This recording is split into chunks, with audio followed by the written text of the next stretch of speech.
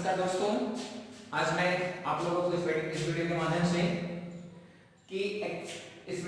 से exclamatory sentence को कैसे हम असर्टिव सेंटेंस में चेंज करते हैं ये नियम मैं आपको बताऊंगा। क्योंकि जानते हैं जब आप नरेशन चेंज कर रहे होते हैं, डायरेक्ट नरेशन को इनडायरेक्ट में बदल रहे होते हैं, तो थोड़ी सी समस्या का सामना करना पड़ता है कि जब हमें ये करना होता है कि एक्सक्लेमेटरी सेंटेंस को असर्टिव में चेंज करना है। जब हम एक्सक्लेमेटरी सेंटेंस को असर्टिव में चेंज करने लगते हैं तो हमें कुछ ना कुछ परेशानियों का सामना करना पड़ता है। तो सबसे पहले आप जानते हैं कि असर्टिव सेंटेंस में ज्यादातर असर्टिव सेंटेंस डब्ल्यूएच वर्ड से, तो जैसे व्हाट से या फिर हाउ से शुरू हो रही है, या फिर और भी शब्द होते हैं जिनसे वो शुरू हो रही है। तो कुछ नियम मैं बता रहा हूं जिसके माध्यम से ट्रिकी माध्यम से आप उसे बड़े आसानी से एक्सक्लेमेटरी से असर्टिव में चेंज कर सकते हैं। पहला नियम हमारा कहता है कि यदि exclamatory sentence what plus noun से शुरू होती है, यदि exclamatory sentence what plus noun से शुरू होती है तो उसे हम एडजेक्टिव प्लस नाउन में बदल देते हैं।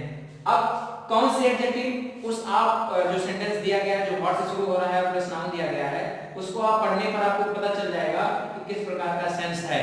कैसा कैसा सेंस हो सकता है? ग्रेट का सेंस हो सकता है, फाइन का सेंस हो सकता है, बिग का सेंस हो सकता है, लवली का हो सकता है, वंडरफुल का हो सकता है, स्ट्रेंज का हो सकता है, टेरिबल का हो सकता है, बिग का, मतलब ये सारे सेंस हो सकते हैं। तो आप उस व्हाट की जगह पे ये सारी चीजों को लिखेंगे, उसके बाद वो नाउन लिख देंगे। जैसे हमने लिखा व्हाट अ प्लेस, ने क्या लिखा? व्हाट अ प्लेस, तो हमने व्हाट की जगह पे फाइन लिख दिया, उसके बाद हमने वो नाउन लिख दिया।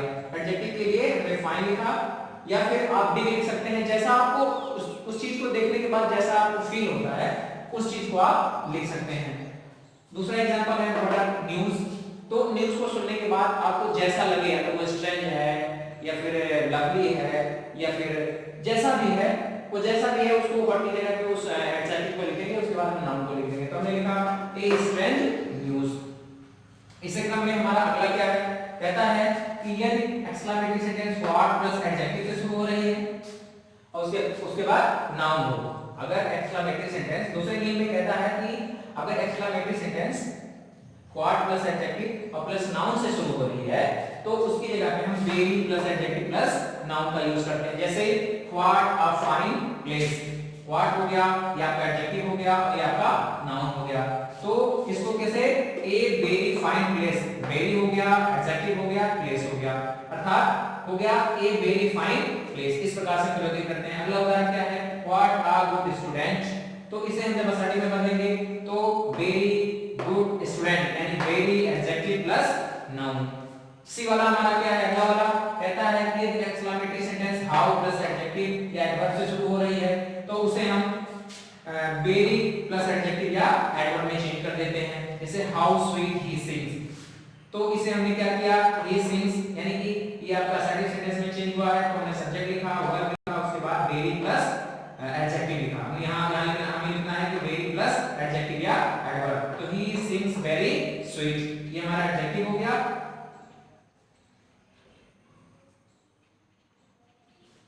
यानी हमारा वेरी हो गया, उसके बाद ये एडजेक्टिव हो गया।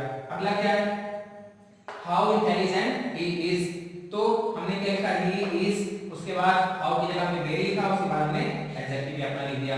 तो ऐसे इस प्रकार से यदि हाउ या व्हाट से शुरू हो रही है, अगर व्हाट के बाद नाउन है तो एडजेक्टिव प्लस नाउन हो गया, व्हाट फिर व्हाट के बाद एडजेक्टिव और नाउन है तो उसके बाद हो जाएगा वेरी एडजेक्टिव प्लस नाउन हो जाएगा। यदि हाउ के बाद एडजेक्टिव या एडवर्ब है तो वेरी प्लस एडजेक्टिव या एडवर्ब हो जाएगा। बड़ा आसान सा तरीका है, इतने 60 मिनट में मैंने आपको बता दिया कि मान लीजिए सेंटेंस इस प्रकार से होती है तो आप इसको इस तरीके से चेंज कर सकते हैं। इसी क्रम में हमारा अगला नियम होगा, हमारा अगला रूल है एक्सक्लेमेटरी सेंटेंस को असर्टिव में बदलने के लिए। कहता है कि कभी-कभी एक्सक्लेमेटरी सेंटेंस में सब्जेक्ट तथा वर्ब नहीं रहता है। कभी आप पढ़ेंगे देखेंगे तो उसमें क्या होगा कि इसमें सब्जेक्ट और वर्ब नहीं रहेगा। जैसे बड़ा न्यूज़, इसमें ना तो सब्जेक्ट है और ना तो वर्ब है। तो ऐसे सेंटेंस को जब असर्टिव में बदलते हैं तो क्या होता है कि कभी-कभी एक्सक्लेमेटरी सेंटेंस में सब्जेक्ट तथा वर्ब नहीं रहता है तो उसे असर्टिव सेंटेंस में बदलते समय अपने स्वविवेक से वाक्य के अर्थ के अनुसार सब्जेक्ट या सब्जेक्ट प्लस वर्ब का प्रयोग करते हैं। फिर से एक बार कि मान लीजिए किसी एक्सक्लेमेटरी सेंटेंस में सब्जेक्ट और वर्ब नहीं है तो उसे असर्टिव में बदलते समय हम सेंटेंस के अर्थ के अनुसार अपने स्वविवेक से सब्जेक्ट और वर्ब का यूज करते हैं। जैसे व्हाट आर न्यूज़, ये हमारा एक्सक्लेमेटरी सेंटेंस, हमने इसको जब असर्टिव में कर ला तो अपने तरफ से हमने इट इज को ऐड कर लिया, उसके बाद व्हाट की जगह पे एडजेक्टिव हमने यूज किया, उसके बाद नाउन। ये नियम मैं पहले बता चुका हूं कि अगर व्हाट और प्लस नाउन होता है तो एडजेक्टिव प्लस नाउन का यूज किया जाता है। तो इट इज स्ट्रेंथ न्यूज़, ये आपका असर्टिव हो गया। अगली बात कहता है हाउ वंडरफुल, हाउ वंडरफुल। तो हमने बताया था कि इसमें भी सब्जेक्ट और वर्ब नहीं है, तो इसको जब असर्टिव में बदलेंगे तो अपने विवेकानुसार हम सब्जेक्ट और वर्ब का यूज करेंगे। तो हमने बताया था हाउ प्लस एडजेक्टिव से शुरू होगा, तो हम क्या करेंगे, वेरी प्लस एडजेक्टिव या एडवर्ब का यूज करते हैं। तो इट इज वेरी वंडरफुल, हमने इट इज को अपनी तरफ से लिखा अपने विवेक के अनुसार, वाक्य के अर्थ के अनुसार, उसके बाद हाउ वेरी में बदला, उसके बाद एडजेक्टिव आपका हो गया। फिर अगला नियम हमारा क्या कहता है, कहता है कि ये exclamatory sentence would that, oh that, oh that, oh far, oh far, if I could only, oh if I could only से शुरू होता है तो असर्टिव सेंटेंस में बदलते समय I wish या I earnestly desire का यूज किया जाता है।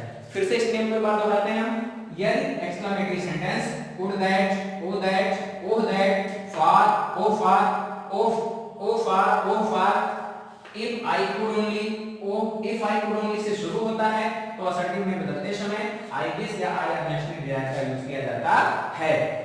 एग्जांपल में कौन देखेंगे, oh that I had the wings of a dove, ये हमारा एक्सक्लेमेटरी सेंटेंस है। सेंटेंस किससे शुरू हो रही है, oh that से शुरू हो रही है, तो इसे हम असर्टिव में बदलते समय I wish या I earnestly desire का यूज करते हैं। तो हमने I wish का यूज किया है, I wish I had the wings of a dove, ये हमारा क्या हो गया, असर्टिव हो गया। अगले एग्जांपल की तरफ चलते हैं, if I could only get the first prize, if I could only से शुरू हो रहा है sentence, if I could only से शुरू हो रहा है, इसको मैंने असर्टिव में चेंज किया है, I earnestly desire to get the first prize, इसको मैंने earnestly desire से शुरू किया है। तो मैंने दोनों तरीके से बता दिया, I wish के साथ और I earnestly desire के साथ। अब इसी क्रम में हमारा अगला नियम होगा जिसको मैं अभी बताऊंगा आपको। इसी प्रकार से हमारा अगला नियम है एक्सक्लेमेटरी सेंटेंस को असर्टिव सेंटेंस में बदलने के लिए। कहता है ये एक्सक्लेमेटरी सेंटेंस इंफिनिटिव से शुरू होती है, अर्थात ये एक्सक्लेमेटरी सेंटेंस इंफिनिटिव वर्ब से शुरू होती है। Infinitive verb means to plus verb का फर्स्ट फॉर्म, तो उसे असर्टिव में बदलते समय it is strange plus that class की बनावट के अनुसार लिखा जाता है। फिर से एक बार, ये एक्सक्लेमेटरी सेंटेंस इंफिनिटिव वर्ब्स जैसे टू प्लस वर्ब के फर्स्ट फॉर्म से शुरू होती है, तो असर्टिव में बदलते समय it is strange plus that clause के बनावट का प्रयोग करके लिखा जाता है। जैसे to think after living here, sentence हमारा क्या है, to think after living here, ये हमारा एक्सक्लेमेटरी सेंटेंस है।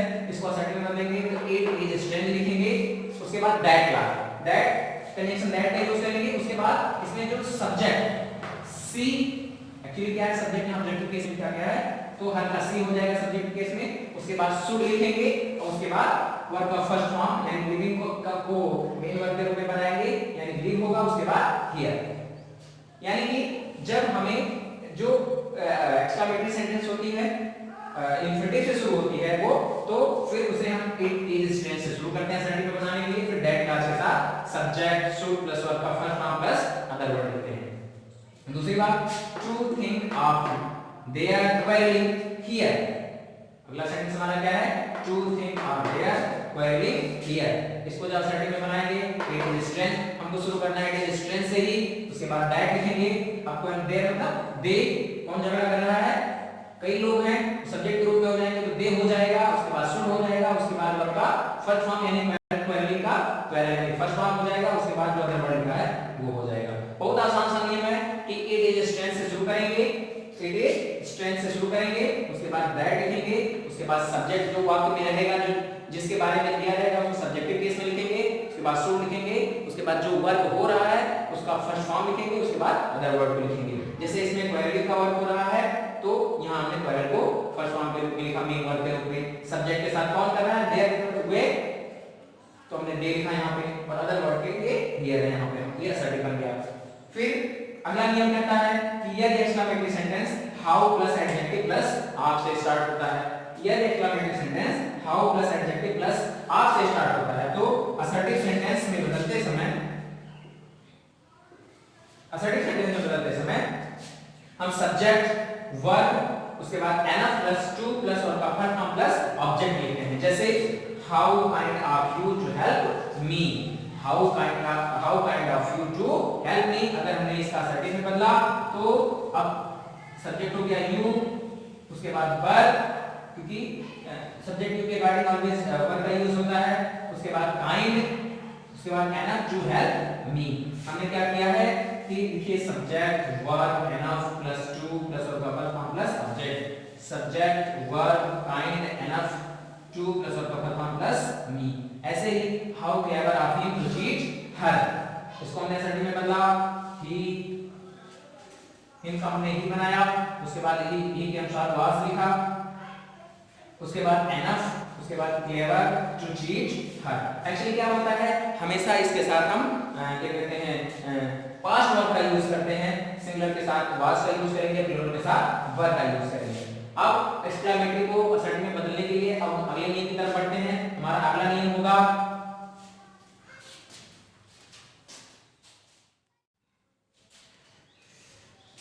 इसी क्रम में हमारा अगला नियम है एक्सक्लेमेटरी सेंटेंस को असर्टिव सेंटेंस में बदलने के लिए। कहता है कि यदि एक्सक्लेमेटरी सेंटेंस इलाज से प्रारंभ होती है, फिर से एक बार, यदि एक्सक्लेमेटरी सेंटेंस इलाज से प्रारंभ होती है तो असर्टिव सेंटेंस में बदलते समय इट इज एक्सट्रीमली सैड या फिर it is sad to think से प्रारंभ कर बदला जाता है।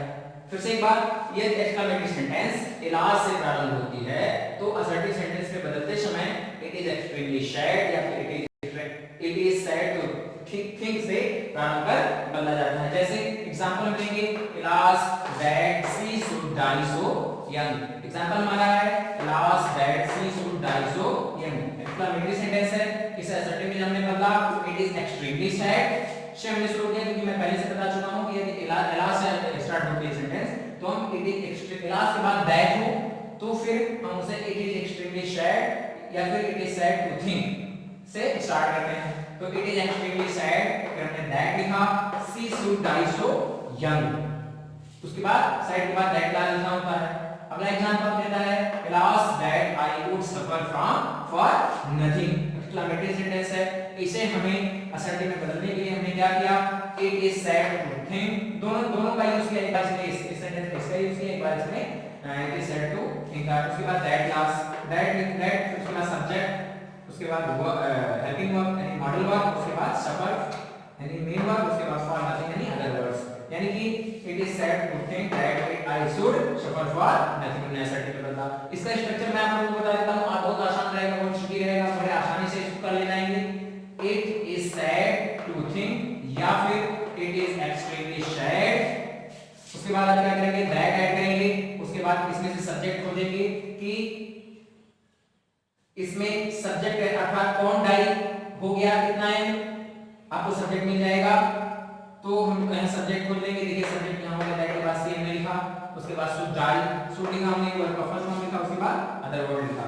यहां देखिए इस शुड हमने यहां इसलिए लिखा क्योंकि हमेशा शुड का यूज होगा, यहां पे वुड का यूज होगा तो हमने शुड की जगह पे वुड यूज कर दिया। तो ये स्ट्रक्चर है, बहुत आसान सा है, इस स्ट्रक्चर के थ्रू आप किसी भी सेंटेंस टेक्स्ट या एक्सक्लेमेटरी सेंटेंस को जो इलाज दैट से स्टार्ट हो रही है उसे आप असर्टिव में बदल सकते हैं। इसी क्रम में हमारा अगला नियम है यदि एक्सक्लेमेटरी सेंटेंस के दो भाग हो तथा वे एंड से जुड़े हो तो असर्टिव सेंटेंस में बदलते समय इट इज प्लस एडजेक्टिव, उस एडजेक्टिव में क्या क्या रहेगा, आप स्ट्रेंज लिख सकते हैं, एस्टोनिशिंग लिख सकते हैं, शॉकिंग लिख सकते हैं, मीन लिख सकते हैं, अर्थात आप सेंटेंस को पढ़ेंगे जो सेंस निकलेगा उस सेंस के अकॉर्डिंग आप इन चारों एडजेक्टिव का यूज कर सकते हैं।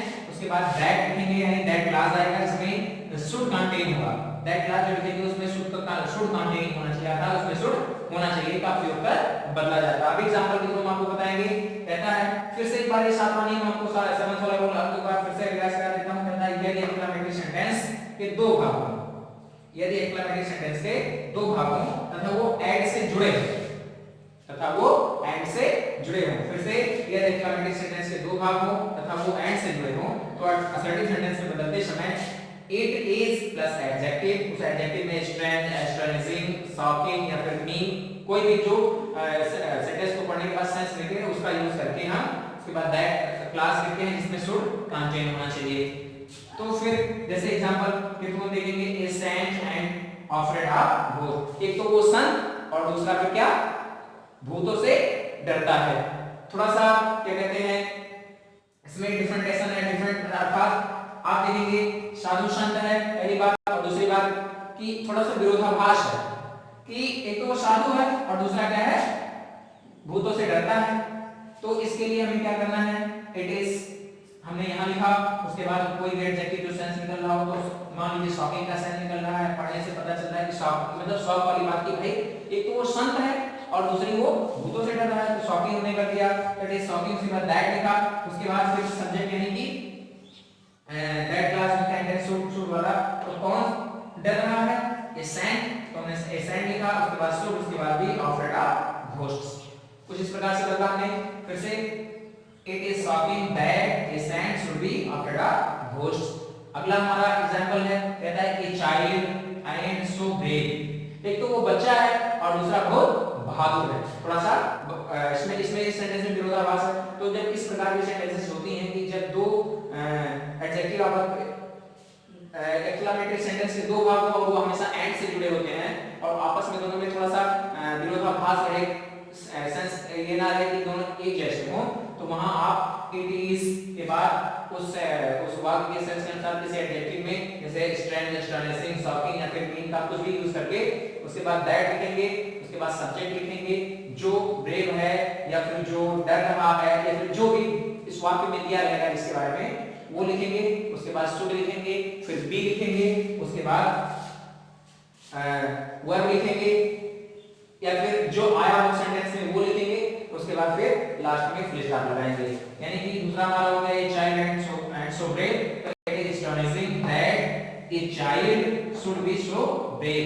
इट इज एस्टोनिशिंग अर्थात ये आश्चर्य की बात है कि a child should be so brave, कि किसी बच्चे को इतना बहादुर होना चाहिए। इसमें इट इज शॉकिंग दैट, ये शॉकिंग वाली बात है अर्थात ये भी सरप्राइज वाली आश्चर्य वाली बात है कि एक संत जो साधु से डरना चाहिए था, किसी संत को साधु से डरना चाहिए।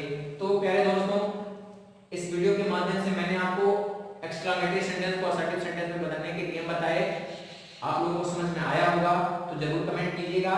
ये मान लीजिए कोई और सेंटेंस है, इसके अलावा कोई और भी प्रकार के सेंटेंस हैं जिसमें इन सातों नियम में नहीं आ रहे हैं या फिर इन सातों नियम में वो नहीं है या फिर वो नियम नहीं बताया गया, तो आप लोग कमेंट सेक्शन में कमेंट कीजिएगा और उसके बाद उसको फिर मैं अगली वीडियो के माध्यम से आप तक पहुंचाने का प्रयास करूंगा। और ऐसे ही आप लोग हमें लाइक, कमेंट और शेयर करते रहिए।